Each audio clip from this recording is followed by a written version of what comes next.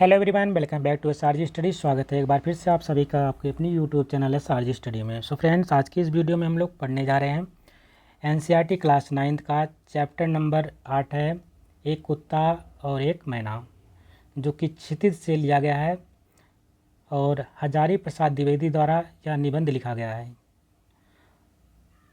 इस वीडियो में हम लोग इस चैप्टर की जो महत्वपूर्ण प्रश्न अभ्यास है उसको सॉल्व करने वाले हैं। यदि आप चैनल पर नए हैं तो चैनल को सब्सक्राइब कर लीजिएगा। अगर आपको वीडियो पसंद आएगी इसको लाइक करिएगा और ज़्यादा से ज़्यादा शेयर करिएगा। सबसे पहला प्रश्न आपके सामने है। प्रश्न नंबर 1 में पूछा जा रहा है कि गुरुदेव ने शांति निकेतन को छोड़ कहीं और रहने का मन क्यों बनाया। उत्तर में लिखेंगे, गुरुदेव ने निम्नलिखित कारणों से शांति निकेतन को छोड़कर अन्य जगह रहने का मन बनाया। पहला पॉइंट है, उनका स्वास्थ्य अच्छा नहीं था। दूसरा पॉइंट है, उन्हें आराम और शांति चाहिए थी। मिलने वाले लोगों की वजह से यह संभव नहीं था, इसलिए उन्होंने शांति निकेतन को छोड़कर के कहीं और रहने का मन बनाया। प्रश्न नंबर 2 है, इसमें पूछा जा रहा है कि मूक प्राणी भी मनुष्य से कम संवेदनशील नहीं होते। पाठ के आधार पर स्पष्ट कीजिए। तो उत्तर में लिखेंगे, मूक प्राणी भी कम संवेदनशील नहीं होते, उन्हें भी स्नेह की अनुभूति होती है। पाठ में रविन्द्रनाथ टैगोर जी के कुत्ते के कुछ प्रसंगों से यह बात स्पष्ट होती है। पहला प्रसंग आपके सामने है। गुरुदेव के स्पर्श को कुत्ता आंखें बंद करके अनुभव करता है। तब ऐसा लगता है कि मानो उसके अतृप्त मन को उस स्पर्श ने तृप्ति मिल गई हो। सेकंड पॉइंट है, गुरुदेव की मृत्यु के उपरांत कुत्ता अस्थि कलश के पास कुछ देर तक उदास बैठा रहता है। वह भी अन्य लोगों की तरह शोक प्रकट करता है। प्रश्न नंबर 3 है, गुरुदेव द्वारा मैना को लक्ष्य करके लिखी कविता के मर्म को लेखक कब समझ पाया। उत्तर में लिखेंगे आप लोग, गुरुदेव द्वारा मैना को लक्ष्य करके लिखी कविता के मर्म को लेखक तब समझ पाया जब रविन्द्रनाथ के कहने पर लेखक ने मैना को ध्यान पूर्वक देखा। प्रश्न नंबर 4 है, प्रस्तुत पाठ एक निबंध है। निबंध गद्य साहित्य की उत्कृष्ट विधा है, जिसमें लेखक अपने भाव और विचारों को कलात्मक लालित्यपूर्ण शैली में अभिव्यक्त करता है। इस निबंध में उपर्युक्त विशेषताएं कहाँ झलकती हैं, किन्हीं 4 का उल्लेख कीजिए। उत्तर में लिखेंगे, लेखक ने अपने भाव और विचारों को कलात्मक एवं लालित्यपूर्ण शैली में अभिव्यक्त किया है।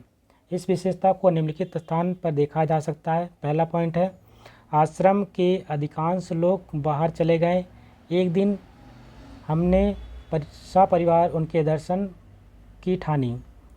दूसरा पॉइंट है, यहाँ दुख के साथ सुख देना चाहता हूँ कि दर्शनार्थियों में कितने ही इतने प्रगल्भ थे कि समय असमय, स्थान अस्थान, अवस्था अनावस्था की एकदम परवाह नहीं करते थे और रोकते रहने पर भी आ ही जाते थे। ऐसे दर्शनार्थियों से गुरुदेव भीत रहते थे। अस्तु मैं बाल बच्चों के एक दिन श्री निकेतन जा पहुंचा। उस समय लंगड़ी मैना फुदक रही थी। गुरुदेव ने कहा, देखते हो यह यूथ भ्रष्ट है, रोज फुदकती है। ठीक यही आकर मुझे इसकी चाल में एक करुणा भाव दिखाई देता है। पक्षियों की भाषा में तो मैं नहीं जानता, पर मेरा निश्चित विश्वास है कि उनमें कुछ इस तरह की बातें हो जाया करती हैं। पत्नी, ये लोग यहाँ कैसे आ गए जी। पति, ओह बेचारे आ गए हैं तो रह जाने दो, क्या कर लेंगे। पत्नी, कैसे। पत्नी, लेकिन फिर इनको इतना तो ख्याल होना चाहिए कि हमारा प्राइवेट घर है। पति, आदमी जो है इतनी अक्ल कहाँ। प्रतिदिन प्रातःकाल यह भक्त कुत्ता स्तब्ध होकर आसन के पास बैठा रहता जब तक अपने हाथों के स्पर्श से मैं इसका संग स्वीकार नहीं करता। इतनी सी स्वीकृति पाकर ही उसकी अंग अंग में आनंद का प्रवाह बह उठता।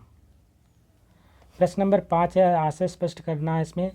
इस प्रकार कवि की मर्मभेदी दृष्टि ने इस भाषाहीन प्राणी की करुणा दृष्टि के भीतर उस विशाल मानव सत्य को देखा जो मनुष्य के अंदर भी नहीं देख पाता। उत्तर में लिखेंगे आशय इस प्रकार से है।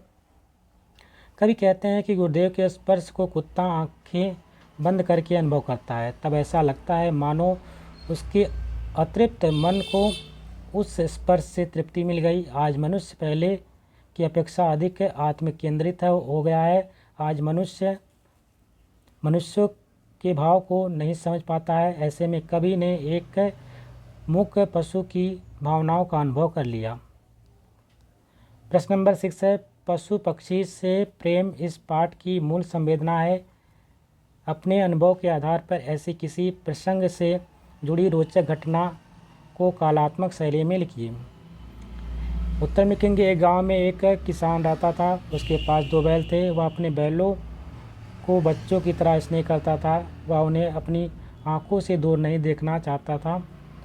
उन्हें खाना खिलाकर ही खुद खाता था। एक बार एक बैल बीमार हो गया। उसने खाना पीना छोड़ दिया। इस वजह से किसान ने भी खाना पीना छोड़ दिया। किसान का प्यार देख बैलों की आंखों में आंसू आ गए। इससे पता चलता है कि किसान अपने पशुओं से मानवीय व्यवहार करते हैं। किसान पशुओं को घर के सदस्य की भांति प्रेम करते हैं और पशु भी अपने स्वामी के लिए जी जान देने को तैयार रहते हैं। प्रश्न नंबर 7 है, गुरुदेव जरा मुस्कुरा दिए। मैं जब यह कविता पढ़ता हूँ, ऊपर दिए गए वाक्यों में एक वाक्य में अकर्मक क्रिया है तथा दूसरे वाक्य में सकर्मक।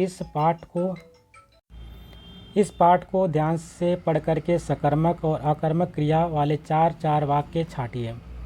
तो उत्तर में लिखेंगे पाठ से सकर्मक और अकर्मक क्रिया वाले 4 वाक्य। पहला आप लिखेंगे सकर्मक क्रिया वाले वाक्य। सकर्मक क्रिया के वाक्य इस प्रकार से हैं, बच्चों से जरा छेड़छाड़ की कुशल क्षेम पूछें। दूसरा है, हम लोग उस कुत्ते के आनंद को देखने लगे। तीसरा पॉइंट है सकर्मक की, इतनी ही स्वीकृति पाकर ही उसके अंग अंग में आनंद का प्रभाव उठता है। चौथा सकर्मक क्रिया है, गुरुदेव ने इस भाव की एक कविता लिखी थी। उसी प्रकार से अकर्मक क्रिया वाले वाक्य इस प्रकार से हैं, हम लोगों को देखकर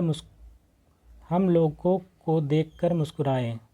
दूसरी वाक्य अकर्मक क्रिया, दूसरी बार मैं सवेरे गुरुदेव के पास उपस्थित था।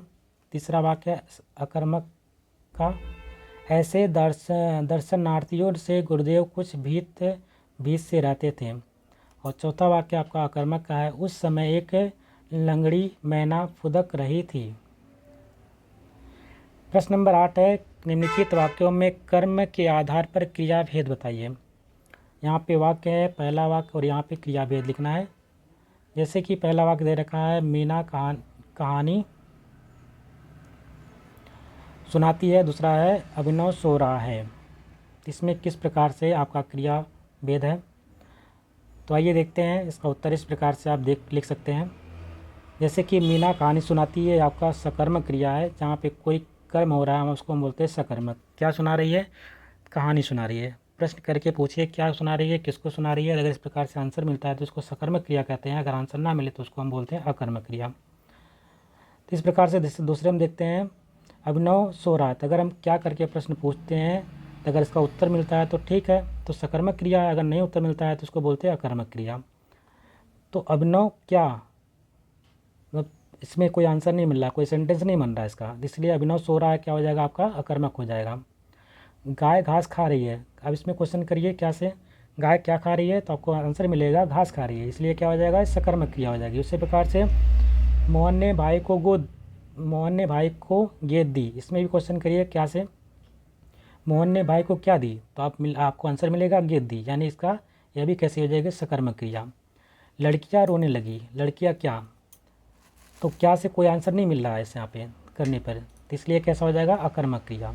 तो सकर्मक क्रिया अकर्मक क्रिया पहचानने का बहुत आसान तरीका होता है, जब भी कोई वाक्य दे रखा है उसमें क्या करके प्रश्न पूछिए। अगर क्या करने पर कोई आंसर मिलता है तो उसको बोलते हैं सकर्मक क्रिया, अगर आंसर ना मिले तो उसको बोलते हैं अकर्मक क्रिया। ठीक है, इस प्रकार से सकर्मक अकर्मक क्रिया को आसानी से आप छांट सकते हैं। प्रश्न नंबर 9 है, नीचे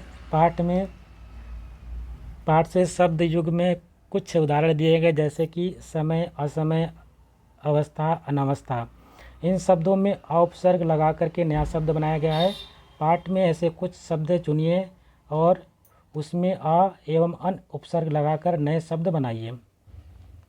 तो उत्तर में लिखेंगे आ उपसर्ग से बनने वाले शब्द। पहला है चल, अचल। दूसरा प्रचलित, अप्रचलित। तीसरा हो जाएगा शांत, अशांत। उसी प्रकार से नियमित और उसका हो जाएगा अनियमित। कारण अकारण की बात करते हैं तो इसमें कारण अकारण में अब लिखेंगे विश्वास, अविश्वास, भाव, अभाव, मूल्य, अमूल्य। उसी प्रकार से देखेंगे अन उपसर्ग से लगाने से बनने वाले शब्द होते हैं। पहला आपका उपयोग से बनेगा अनुपयोग।